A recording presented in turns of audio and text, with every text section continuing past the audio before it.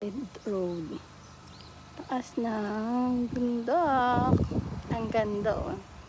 Sarap ng hangin. Ito dun, oh, sa baba. Ayun, makikita mo yung mga bahay dun. Dun, sa dulo. Nandun sila. Yan ang akyat. Ganda din. Yan. Isang yaman. Ganda, oh. Siya. Sobrang ganda, no? Huli ng ibon na maririnig mo lang. Sa babayaan, mga puting yan, yan ang mga daanan. Ang mga sasakyan. Umakyat kami sa taas. Tanamin ang tanawin. Ang ano. Nalaka ng mga bato. So, ay taputo. Grabe. Ganda.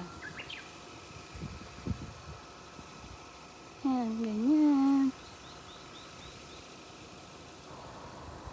Pag sa baba, ayan.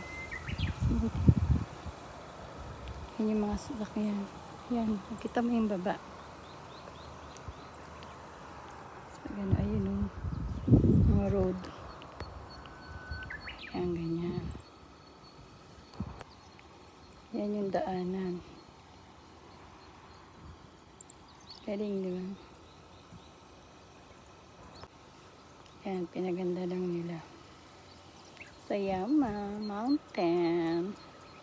Sa Oitaputo. Ganda, no? Green na green ang mga hala. Ano ba yan, mga Bermuda.